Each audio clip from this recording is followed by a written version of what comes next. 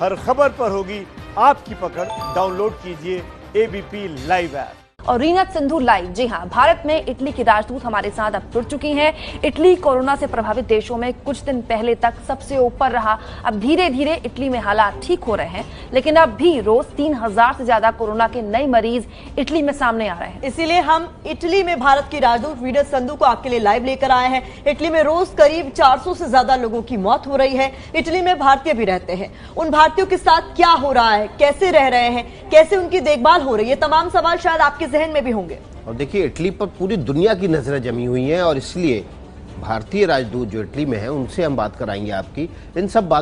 ये सब बातें करने के लिए हमारे साथ सीधे इटली से भी जुड़ेंगी भारत की राजदूत रीनत सिंधु। रीनत जी, आपको नमस्कार है। नमस्ते भारत में और एबीपी न्यूज में आपका स्वागत है। जी हाँ सिंधु जी, बहुत स्वागत है आपका। पहला सवाल सिंधु जी मेरा आपसे यही, इटली में अब भी कोरोना से हालात बहुत गंभीर बने हुए हैं। हर दिन जैसा कि मैंने बताया 2 से 3000 से ज्यादा नए मामले वहां सामने आ रहे हैं। 400 से ज्यादा मौत अब तक हो चुकी है। ऐसे में इटली में मौजूदा भारतीय समुदाय इस चुनौती से कैसे निपट रहा है? मौत का आंकड़ा मैंने कम बताया, इससे ज्यादा है वैसे।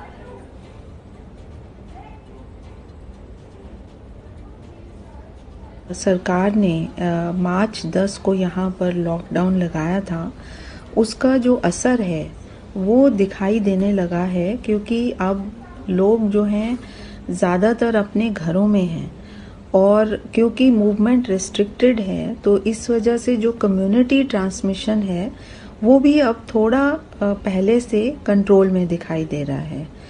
अब जहाँ तक भारतीय समुदाय का सवाल है तो मैं कहूँगी कि वो लोग इस स्थिति में काफ़ी मैच्योरिटी और अंडरस्टैंडिंग के साथ आगे चल रहे हैं।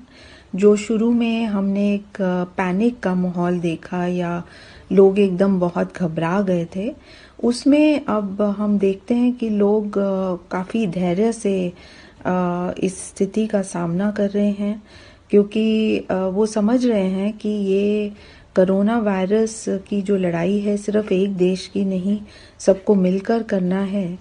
और इसमें अपना बचाव इसी में है कि हम लोग सावधानी बरतें और जो नियम सरकार ने बताए हुए हैं उनका पालन करें। तो इंडियन कम्युनिटी अब एट दिस टाइम जहाँ जहाँ है वहाँ पर वो लोग पेशेंटली जो रूल्स गवर्नमेंट बता रही है उसे फॉलो कर रहे हैं।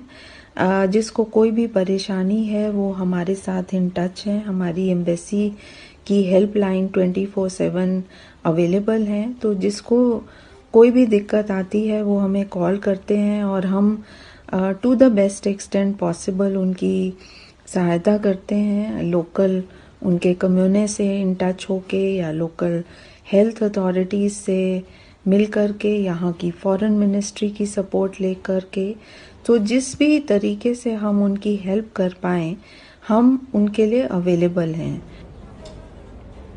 बिल्कुल ठीक कहा आपने रीनत जी। मुझे लगता है इससे बेहतर तरीके से आप नहीं कह सकते थे कि बचाव ही सावधानी है। अगला सवाल मेरा है उन छात्रों को लेकर जो इटली में पढ़ रहे हैं, भारतीय छात्र। इटली से लोगों को निकाले जाने के बाद कितने छात्र अब भी इटली में हैं और देश के अलग अलग हिस्सों में आपकी टीम उनका कैसे ध्यान रख रही है, ये भी जानना चाहिए।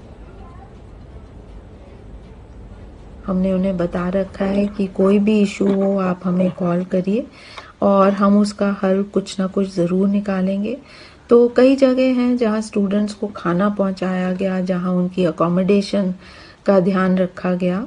सो अप्रोच हमारी यही है कि हम ज़्यादा से ज़्यादा स्टूडेंट्स की यहाँ हेल्प कर पाएँ। तो देखिए, सबसे ज़्यादा मदद की ज़रूरत भी छात्रों को ही होती है और उनका अगर भारत के राजदूत वहाँ पर ख्याल रख रहे हैं तो ये बहुत बड़ी बात है। लेकिन रीना जी, कई देशों में ये भी सामने आया है कि मुश्किल में फंसे भारत के लोगों की मदद के लिए भारतीय समुदाय के नागरिक आगे आए हैं। इटली में किस तरह भारतीय समुदाय एक मददगार की भूमिका निभा रहा है? इस वक्त भारतीय समुदाय एक बहुत ही महत्वपूर्ण भूमिका निभा रहा है।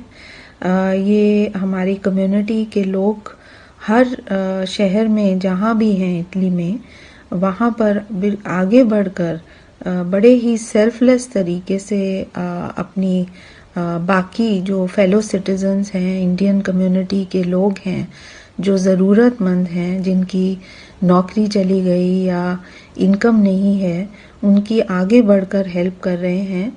जिस भी तरीके से हो पाए उन तक खाना पहुंचाया जा रहा है।